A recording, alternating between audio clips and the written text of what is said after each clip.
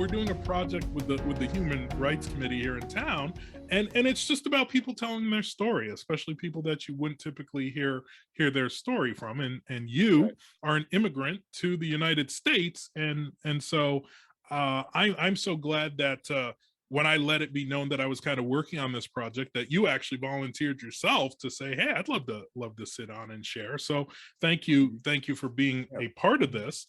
And so let's start. Well, technically we're already started, but let's go ahead and dive in. So you s- I've said that you're an immigrant. What country is your family from? Most of my family, well, I don't know, I said most, all of my family comes from Honduras. Uh, I mean, the only people from my family that have been born here is my niece and my nephew. So they're pretty much the only, I guess, Americans, and then everyone else is just Honduran. Okay. So, So then when you yourself were born in Honduras? I was born in Honduras. So then how old are you now? I am 17 now, and I moved here when I was like 5 years old, 6 years Okay, old. interesting. So I was very young. I was still like I want to say like when you're very young, like you're not conscious, right? Like you someday you just wake up and you're like, oh wow, like I'm conscious now. Like I don't know what age that happens, but I don't really remember much, but I still have like just small memories of what life was like. But yeah, Honduras, do they speak Spanish or do they have they their own speak language? Spanish. So they They speak speak Spanish, Spanish. and I'm sure they have their own dialect of it. Yeah, Yes, cool. they have a very distinct way of talking. It's like their words are not like uh they're usually like shortened. It's weird. Like I don't know how to explain it, but it's usually like just like slang. They just shorten their words. Like if you were to show me this video of like just Honduran talking, I'd be able to identify it like almost immediately because it's just a very distinct way. And countries neighboring Honduras, like Guatemala and El Salvador, also kind of share it. Mostly, the areas that are bordering Honduras, but it's interesting. Hmm. I have always regretted that I never um, learned Spanish beyond high school. But for a while, I lived in Maryland, and very diverse there. Loved it because it was so multi-ethnic and so diverse. And I was there for good 7 8 years. And my point in all this is to say that I was surrounded by so many different Latinos that I while I couldn't understand what they were saying, Mhm. um I could tell different dialects. So I could tell if somebody was from Mexico versus Puerto Rico. I could tell if somebody was from the Dominican Republic versus being from Colombia, that sort of thing. Right, right. So it was always kind of cool, but that was years ago, and I've kind of lost that ability, and I feel bad about that. I just got to go back to Maryland for a bit. Yeah, go um, so what brought your family over here from Honduras? Oh well, oof. I mean, there's a lot of reasons, but I would say the main one is, I guess, there's a lot of politically, it's always been unstable. And with that, political instability brought a lot of violence. So I think that would be the main reason we came here because I remember we had this corner store, uh, like in the center of town. It was this very small town, and we were just at the center of the whole town, and it was. I just remember like just some small glimpses of just like it could be like a casual Thursday night, and you just hear like gunshots outside. Like it was just like our corner store. Like we were known by everyone, but like we even because one time we had people break in actually into our corner store and try to steal stuff. It got to the point where we even hired like our own bodyguard. Like we were so known in the Oh, community that we had this basketball court in the back of our corner store. I still remember, it. And like people would like say like, oh, like there's this guy scouting out your corner store. You got to watch out because like you're in this impoverished community and there's just this big nice corner store there. Obviously, it's going to attract a lot of people. So, in other words, we were in danger, and not just my family, but anyone just living there. especially now the situation with cartels and how they practically just run Central America. It's really sad. So I think that's the main reason um, we came here. But we were like financially, I think we were well off. Like I went to a private school in Honduras that taught English, which is probably the reason why it was fairly easy for me to integrate and pick up the language. Okay. So we were well off, but it didn't matter at the end of the day because having so much money can only do so much, especially in a country that's just filled with violence. It's really sad, but Hmm. So you came over and so what do you do now? What do your parents do now? You well, went from having a store. yeah. So Did they actually, try to reopen shop here or did they just take jobs? they just took jobs. Okay. Actually, Yeah. my dad came over first. Oh, okay.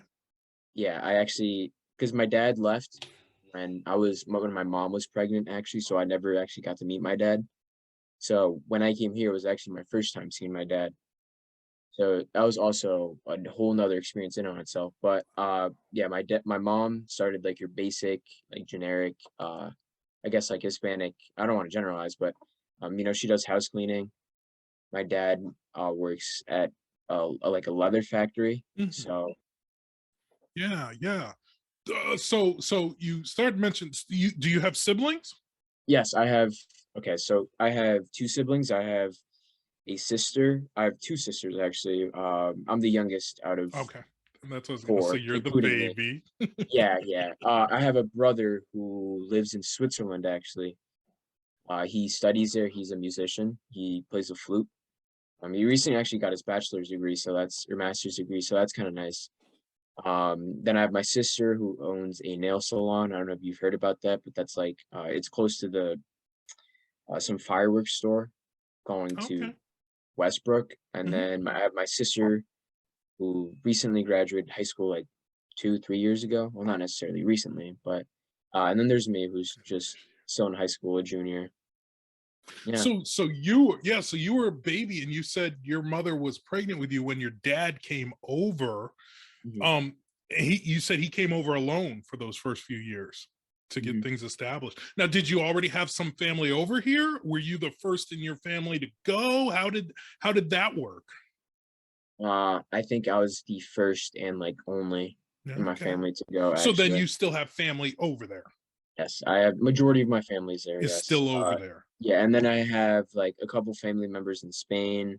Okay. Uh, I have like she's not like blood, but like she's not biologically related, but I have this very close family friend who lives in Tennessee, and I've always called her aunt, even though because she's just my mom's best friend. So she's pretty much family, but yeah. So now you are here in Clinton. Was this where you came from the Yes. start? Have you always been in Yes. Clinton since you came over? I want to say I've lived and grown up here Hmm. because majority of my life has been here. Okay. So mhm. So now what was that move like? You were young, so like you said, you had a fairly easy transition, but what was that transition like for you? It was I in school. I think that's like I said. I like it. Even Honduras itself. I don't really remember that much, or just even coming here because I was just so young. I want to say I was like 4 going to 5 or 5 going to 6. All I know is I was very young. But I just have these like just little memories of my interactions with one of my classmates. Like I have this memory when obviously like just not just as immigrants, but just like moving going to a new school, you don't want to talk to anyone. And I remember I was at lunch with some of my friends and um I think I think I don't even know what it was. I was like, "Does anyone have napkins?" And they were like shocked. They were like, "Oh my God, like this guy he talks English even?" Like it was like it's like I don't even know. It was such like a I was like to me I was like, "Yo, like I'm just trying to have some napkins." Like and they were just amazed. Like I don't even they struggled to give me napkins just because they were so just shocked by it. Um So but you were very shy and so you didn't talk a lot, and so that's why it kind of yes. shocked them to hear you. Not just that, but they just assumed I spoke like no Yeah, English. yeah. Yeah, but when I was little, I was super, super introverted. I would say I'm still, uh, I would say I'm like ambiverted in a way because like I don't know. I'm kind of like on and off with that. It's interesting, but um yeah, it was just it was hard to I guess talk to people, but as I got older, it became easier. People began to know me a little bit more. So that was never really a struggle, I would say, integrating. But I guess one thing that I guess I'd struggle with was really just trying to force, I guess, my assimilation. In other words, for example, I would see the things that kids would wear. I remember like third, fourth grade, kids would wear like these Nike Elite socks. I would have like this like line or stripe behind their heel. And like I wanted them like so badly. I was sick in them, but they were super expensive. I remember, and that was kind of heartbreaking. With that, I always try to like uh wear like name brand like gym clothing, sort of like because that was like what kids would wear, and that was kind of my way of assimilating, um, well, I guess forcing to, trying to, fit in, but Yeah, yeah, I would get envious sometimes because, obviously coming here, right. you don't have much to work with, but we Well, got there. So, yeah, and that's something that I actually would love to dive into. What were again, I understand you were young, but what were some of your thoughts of how things were going to be in America, and then what was the reality when you got here? well, um, well, obviously as a kid, I don't really, like I said, don't remember much, but one thing I kind of learned growing up was like, uh, a lot of Hispanics would talk about this American dream. Like they glorified this American dream of settling here, building a family, buying a home. But, like your generic, just like your family, you're successful, moving on, just living happily. Yeah. But one thing I kind of started to notice how I like when I started to grow up was like the flaw in the American dream in the sense that Hispanics I've noticed are very family oriented. For example, that's one thing, like, I was kinda surprised when I came here. I remember, like, kids would talk about, like, "No, like, I don't wanna hang out with my brother, like, I don't wanna talk to him, I don't wanna be with around my mom," and I'd be like, "What?" As a kid, I was like, "You don't love your mom? Like, how?" But, yeah, like, I think the flaw that I learned with the American dream was, like, yeah, like, the main, I guess, motive I is to get money so your family's well off, but in that process, you kinda lose your connection with your family. It's almost like a trade-off or a sacrifice, and I kinda saw that, in my opinion, that was kinda like the fall. Like, you're giving up your family, your time with your family, your happiness with your family for just money, and at the end of the day, is it worth it? I don't know, that's kinda just what I saw, like, Yeah, because sometimes, like, for me at least, my mom would spend super long hours, and it was just me and my sister, who was 10 at the time, and we would just stay home alone, like, all day, especially during, like, vacation, during the summer. I think that was just horrible because I would spend just me and my sister all alone, like, all day. Like, my mom would leave at 6 in the morning, come back at 10. Just I remember she would clean this mall. I think she cleaned the outlets actually here in Clinton. That was her very first job when we came here. Um, I don't know. That was just that's kind of the flaw. Looking back at it, like in hindsight, that's kind of the flaw I saw in, I guess, the American dream. And like, there's nothing wrong with having this dream, but I think that's just the flaw I saw in it. hmm, hmm. You've touched on it, the family values. I imagine that from what I know, yeah, family values are very important to a lot of folks who are not American. I guess it's the best way to put it. One thing, might, yeah, one thing I've might be one noticed of the is, best ways to put it. And yeah, maybe it isn't even that it isn't, maybe important isn't the right word, but it's assessed differently. And you kind of were touching on that. So the values for your family were different from the values that you were seeing of families around you. hmm, Yeah, very. yeah. And I remember, there was a much bigger premium on family, I guess is another way to put it, than on individualism or on pursuing something to the detriment of something else. That uh, something else being family. Hmm. So how do you think that I mean, now you've been here 12 years. How do you think that you will assimilate that into your family going forward? Right? I think How will you maintain that? Because that to me, that's always interesting, is the idea of propagating and maintaining your family culture, your family dynamic from generation to generation, as you are approaching a place where you're almost out of high school, and you're at that point where you're almost, heading out to do your thing. How do you see yourself, you know continuing that? I think the first thing I would do is really just show them the importance of family. Um, Obviously, I can't say I know how exactly I'm gonna do that because I don't have kids yet. I'm not planning to Right. have kids for, like, a Right. long, long time. Not married yet, don't know who you're gonna Exactly. marry, all that I'm kind of not even stuff. thinking about that That's yet. gonna play into that a lot. Yeah. But, just really showing them the importance of family because one of the very first things, like, kind of my first experience of learning the importance of family was, like, my mom just saying, like, "Your family is, like, the only thing you have. Like, friends you can have for the rest of your life. Like, you make new friends, you lose new friends, you lose friends, but family's, like, there forever. You can also lose them, but I think losing a family member is so much worse than, I guess, just, dropping or just, I guess, cutting off a friend from your life." Uh, and one thing I've noticed was this, for example, my friends would talk about, like, "Oh, I have, like, movie night with my family, like, I'm, like, really dreading it, like, I wanna do my own thing." And I'm like, like, "That's fine, like, you don't always wanna do things with your family, that's respectable." But one thing I would do differently than that is my family, like, it's organic when we have, like, family time. It's not forced, it's not like, "Hey, Right. like, I want everyone at the dinner table right here, Yeah. right now, like, we gotta eat together because that's what families do." It just Yeah. happens, like, my mom doesn't ask me to, like, when if she's at the table, I don't she doesn't, like, beg me to, like, "Hey, like, come here, sit with me, talk." Like, it just happens, and I would kinda have I'd love to have that with my family, Yeah.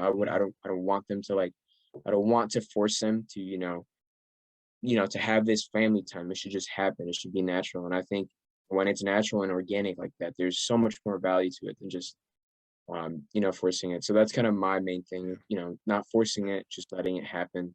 Should be spontaneous, not forced. So And you will, and that's what's great. I'm speaking now from experience. You will, because you will build that into your family and into your children from the time they're little, regardless of who you marry, or whatever. They will know that coming from you is that you just deeply value that, and it will, believe me, it will bleed into them. It will definitely translate into them. So that's pretty cool. That's pretty cool. I do have a friend, who's Mexican, who worried about that. He talked about that. He's talked to me about that very openly. That initially, when he went to get married, he worried about that, marrying an mhm, American girl, mhm, who came from a broken family, and how for him family was everything. yeah, He talks about one of the greatest things in the world that he did was when he was able to go back and visit some family. He had learned to smoke meat from his grandfather, and the day that he was able to go back and visit with his grandfather and smoke meat for his grandfather was like the day that he knew he was a that's man. He's like, now how do I bring her into this? Because this is the kind of tight family that we are. right. But it works. It has worked, and his family has embraced her, and everything. So yeah, it works. That's pretty cool.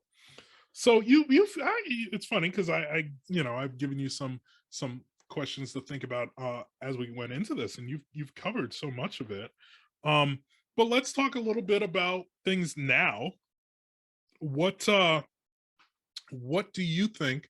What do you perceive as misconceptions that people still have about you, or just immigrants in general? Like, it doesn't even have to be you, but you can kind of speak towards something that others don't understand.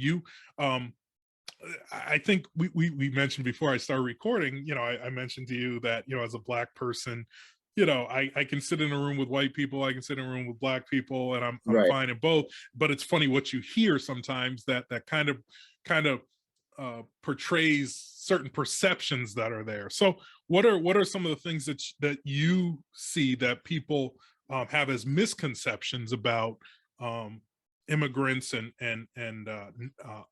families like yourself that have come over. I feel like, oof, I mean, I I feel like, I mean, there's also like the basic sort of thing, like, oh, they're here to steal our jobs, type Right. thing, kind of that mindset. But you also have, especially up north, where people know that most of the time, pretty much all the time, they do it with good reasons. Like for example, for me, it was violence, just escaping political instability and violence, and a lot of other Hispanics and immigrants can say that, not just from Central America or South America, from all around the world.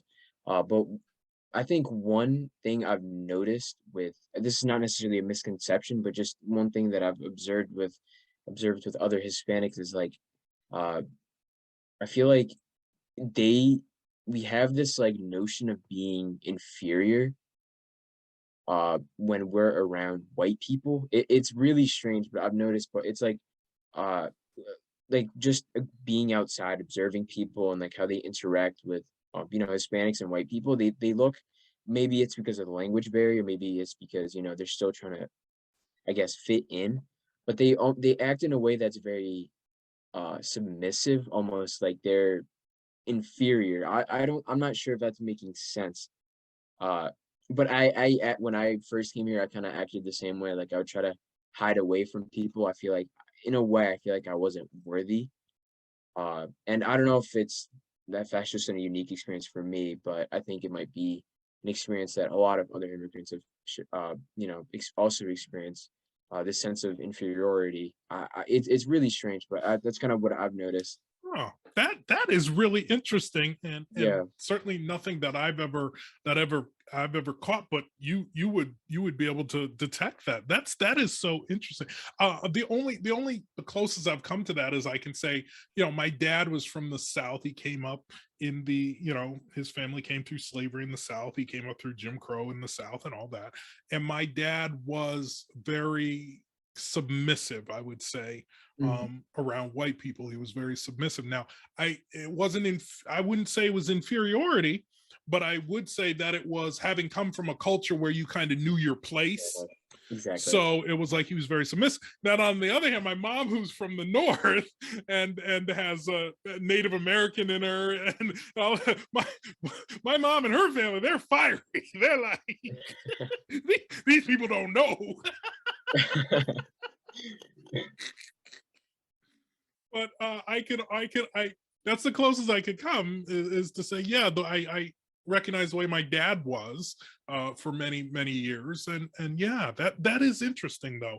I um think one thing, I'm sorry to interrupt, no, no, go, go. but I think the main thing, well, the main instance I've gotten this from, it's happened multiple times, is whenever like an American is brought into a conversation.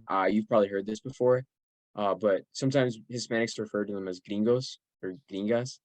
I remember this one instance, like, um, there was this guy, I don't know where I was, but there's this guy talking about how one of his friends was marrying like an American, and his friends were just like hyping him up. So we're like, "Oh my God, you're marrying like an American? That's like crazy!" Like almost like putting her on this pedestal, and like like good for him. But that's kind of when I've noticed, like sort of like, oh, like someone like me, like someone like that's Hispanic gets to marry like an American. That's like an Yeah, like, achievement. Like it's like you're people. It's fine. You're the only difference is, I guess, your background, but you're the same. You know what I mean? yeah, That's yeah, kind of my main thing. That's when I really noticed, like, why are you hyping her up so much? Like, yeah, man, like, right. congrats. I'm happy you're getting married, but like, would you still treat her different if she was Hispanic? Mm, You know what I mean? Would mm. you still treat her different if you were marrying an Asian? Like, would you still put her on this pedestal and give her this attention and like, I don't know, admiration? That's kind of that's my main instance where I kind of noticed that sense of, I guess, subordination or inferiority. It's Yeah, interesting. that is very interesting. I never would have thought of that. That is very interesting. All right, so let's talk about you a little bit. um what kind of person are you? You've said that you were very shy as a kid. Now you're saying, yeah, maybe you're learning how to turn it on and turn it off. Um, Yeah. you're the baby of your family. I can only imagine what dynamic that brings about. I would love to speak with your siblings because I'm Oh, my sure the sibling. stories they could tell. Oh, my brother has if like when it comes to like uh I guess racial experiences, my brother has so many, especially in Switzerland when he is literally the only colored like America is like if we compare it to European countries, like America is pretty diverse if we're being real. Like, but Switzerland, oh man, it's something. But Mm, um I think, yeah, like I said earlier, I was very introverted as a kid, but I think during high school, especially last year, actually, I think that's when I uh, started to develop a little bit more because I started to develop more aspirations, more dreams. And I realized that, these dreams that I have, I wouldn't accomplish if I'm just in my comfort zone my whole life. So I decided to, get out of my comfort zone to at least, start beginning to reach this dream I have. And that's when I started to become a lot more involved. Like if there's just one thing I didn't want to do, I'd be like, oh, I don't want to go up there and talk to all these people. Like I don't want to present this. That's when I would do it. Like I would just say, I wouldn't even think about it. I would just do it. But after I would do, after I'd go out of my comfort zone, I would, I'd be satisfied. And that, I guess that satisfaction and that you know, like just that sense of being proud in that moment really, I guess kept me going. Um, But yeah, I mean, it's not so, like yeah, yeah. so what are some? No, I'm just going to push you more. What are some of these passions? What's driving you these days? I okay, my main thing is just going to college because I'm first generation. First, Yes. yeah, first generation. Like my mom didn't even finish high school. My dad didn't even finish elementary school. Yeah. My brother's the only one that's gone to college. My sisters unfortunately haven't. And hopefully I'm on that path. I mean, so far with school, I don't want to brag, but it's been going like extremely, extremely well. Like I'm fourth in my class. I have pretty good grades. Like that's my dream. And I guess like my overall big dream is really, I think now going to college because before like freshman, eighth grade, that was a big fear. Like, am I gonna be able to go to college? Like, um, are we gonna have enough money? So getting a scholarship also is huge, but also, I was like, I have these good grades I'm developing, and why not go to if I'm gonna go to college, why not try to go to one of the best colleges in, America, let alone maybe even the world. So I guess my dream would really just be to be accepted to one of these big, big schools. I think my dream school would probably be Yale. Um, but Yeah, I was going to ask. I was going to, okay, yeah, what Ivy League school are you trying to get into? I think my top three schools would be Yale, Johns Hopkins, and Wesleyan. So they're pretty Woo! selective. Yeah, Woo! we'll see how that goes. But I love it. I uh love it. Three if, fine schools. yeah, I if we're love talking it. about like a professional career, I would say I would like to go into I'd like to be an orthopedic surgeon. If not that, Whoa. politics also interests me, like just change, and then literature. I love literature. I Okay, try to wait. read. I still have to go back. We'll get Oh, to I'm so literature sorry. in a minute. I'm so sorry. Orthopedic surgeon. Who's like? Who gets out of bed? Who gets out of bed is like orthopedic surgeon. That's me. It's actually no, actually, my part of the reason from that is well, oh my God, my first thing I wanted to be actually, I have this like, when I was like 10, I wanted to be. It was such a weird like goal for some, I don't, or like a dream. I don't even know. I was like, now that I look back at it, I was like, what was I think? I wanted to be like a Navy SEAL sniper. I think I watched like a Chris Kyle movie, like that American Sniper, and I was like, yo, that is sick. I want to do that when I'm older. But then I realized like, I don't know. I think I want to help You're people. like, yeah, maybe not. Yeah, I want to help people. I don't know, taking the lives of other people would really help me out. Mm. Then I wanted to become a police officer, Okay. and then I was like, I don't know. And then a couple of years ago, actually during the pandemic, my mom tore her meniscus. And Ah, that was tough because I don't live with my dad. My mom's the main breadwinner, so mm, especially during COVID, that was rough because we had no money coming in. You couldn't go outside in quarantine. So that was rough. So that's kind of my main reason for wanting to become an orthopedic surgeon, and also just it's a very generic, answer, but it's no, I but just I like figured there had to be something in there. I was yeah, going to ask you, were you playing sports? Were you playing soccer and yeah, tore your ACL or something? Because yeah, to me, nobody just is like jumps up and is like, I want to be an orthopedic uh, surgeon. They go right, through right, something or they know somebody who went through something. right. Yeah, no, but that's my main reason. Just uh, uh one obviously like you when you go to college, or I'm assuming, um, you change a Yeah. lot as a person. Yep. Your interests change, so I wouldn't be surprised if like I go from like wanting to become an orthopedic surgeon to being like a math professor, like even though I don't like math Yep. that much at all. So, Yep. those changes happen. So I'm very I guess I would be very accepting of change. Yeah. My mom would like me to be an orthopedic surgeon. She's like, "Yeah, it'd be nice, but Yeah. like, When you all do you. parents You're the one that's studying, like you do whatever you want to do as long as you're happy and you're yeah. making some sort of money."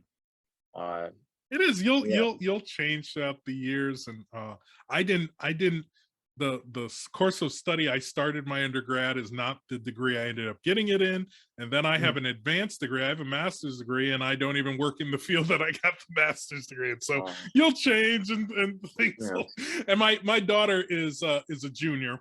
So Mhm. she's thinking these ways as well. It's funny because she has mentioned Wesleyan as one of her potential Yeah. schools as well. Nice But school. she's like, I got to be totally honest with you, Dad. I don't completely know what I want to do. And I'm like, exactly. And Exactly. You're yeah, young. You yeah. got a lot of life ahead of you, you know?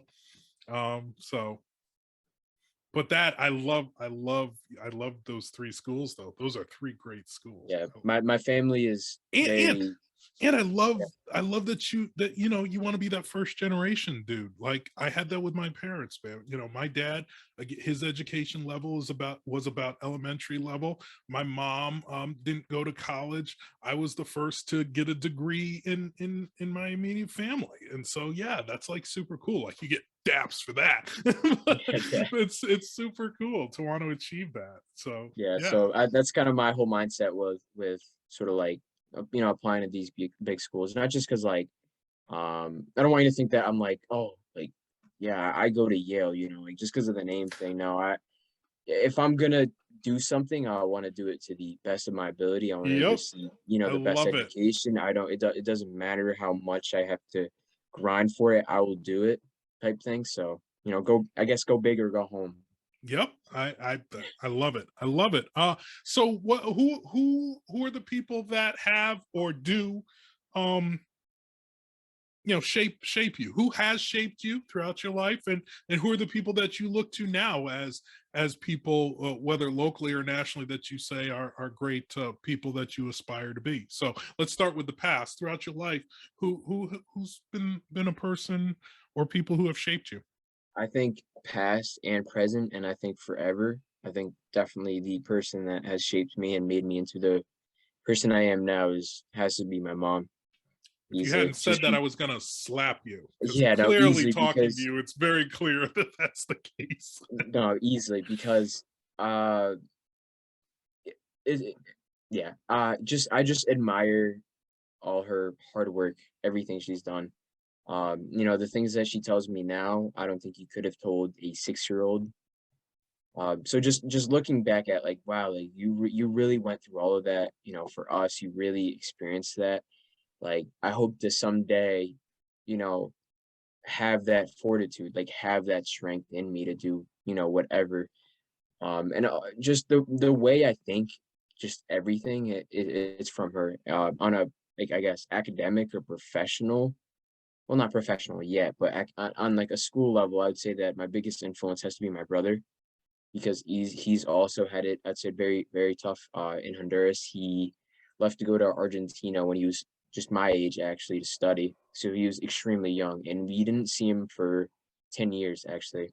I saw him for the first time in 10 years, like 2 months ago, like in Yeah, February, March. That was pretty big for all of us. So just hearing him like talk about all these stories, like how sometimes he's had to sleep outside because he has nowhere to sleep with just to like, receive an education. I think that alone kind of just shows you how very like how much my family appreciates education and how much we really Mm. just value it. Um, but yeah, I think those two are my main ones. And then That's like with awesome. celebrities and like world leaders, I don't really have any. I'm just like, Yeah, it's all right. It's okay. You don't need them. Well, let me kind of wrap up with I'll wrap up with two questions. The first question will be, um, what message do you think that you uniquely have that you think others need to hear? oof. Is there? Do you think that you have something that is worth sharing with others? That's you know, I think for me, I would say don't take things for granted. mm. I would say it's very That's cliche. coming from no, but no. What isn't cliche is to have that coming from a 17-year-old. If it I was mean, me, I'm in my late 40s, So if it was me or my mother or something like that, yeah, kind of cliche. But for a 17-year-old to already have that kind of mindset is actually very powerful and refreshing. I think my main thing, this whole idea of taking things for granted once again comes from education, mainly because there's this one time where obviously I have family in Honduras and they're not the most well off financially, I would say, unfortunately. And I remember one time I was like sixth, seventh grade, I think. I had this backpack and some school supplies that I'd complain about, like, oh, like this is like too old. Like this is not like I don't want this. This is like junk. And I still regret that. It still pains me to this day, kind of saying that. And my mom was like, all right, like I'm not gonna throw this out. I'm just gonna send it to, your cousins that live in Honduras. And we were on a FaceTime call with them and they were like, oh my God, I don't think I've ever seen kids just be so happy with something like that. Like they just took it so humbly. And they were like, "Oh my God, like thank you, Belle, for like allowing me to have this." And I was just there like, "Oh my God, like I wanted to cry because I felt so bad." And when I see that now, like kids like poking holes in their Chromebook, like tearing Folgers or not even doing their homework, and I'm like, I can tell them like, "Hey, dude, like."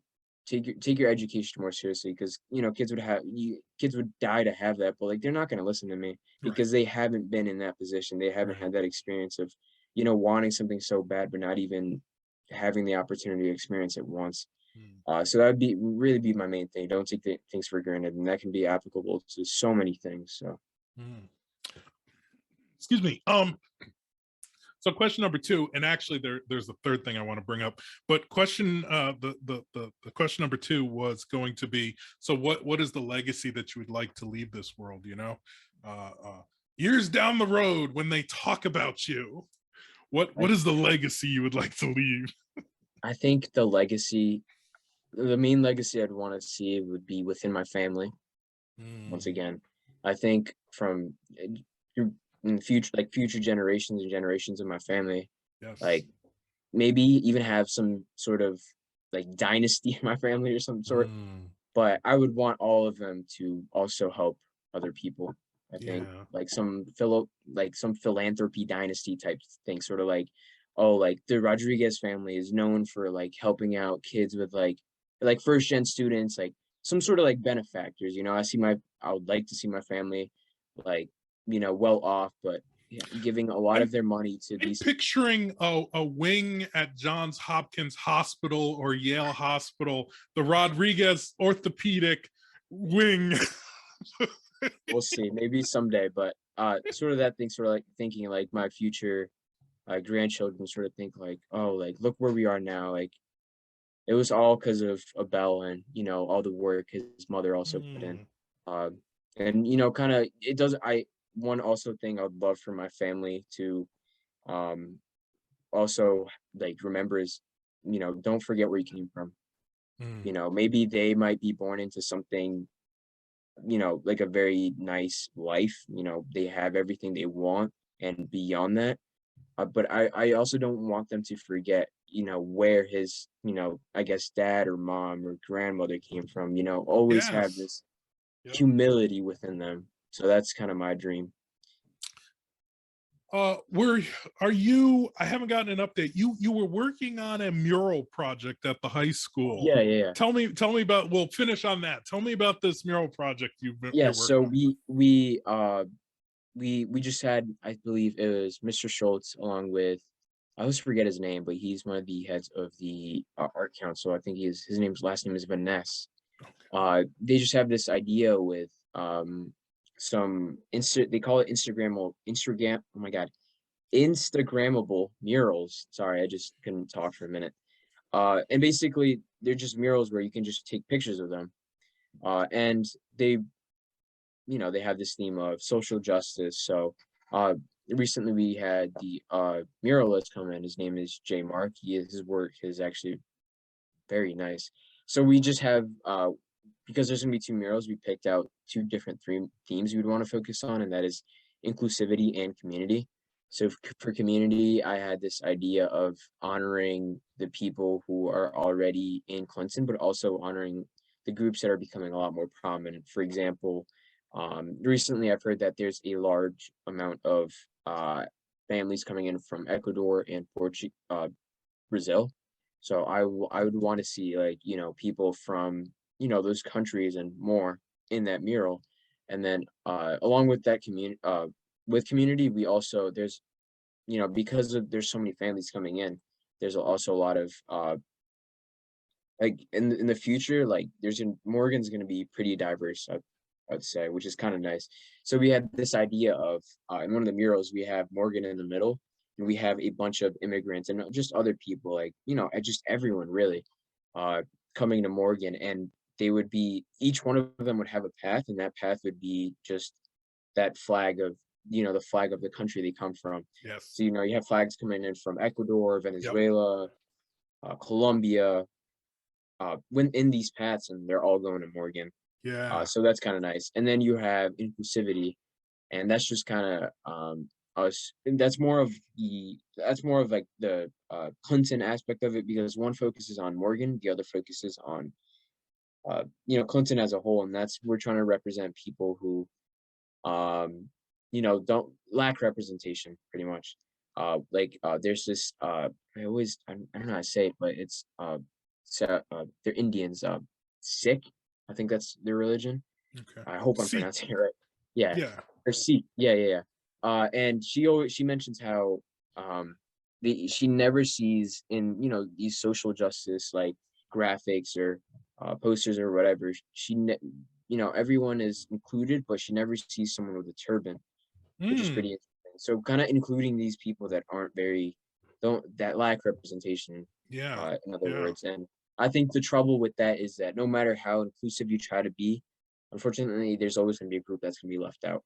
So that's Right. kind of the challenge with that. So, um, I love you it. know, I love when you've yeah, shared what you're doing with that. I have loved it. I love the flag idea. I love showing how they all come in. So, well, I have enjoyed this time getting to know you a yeah, little bit better.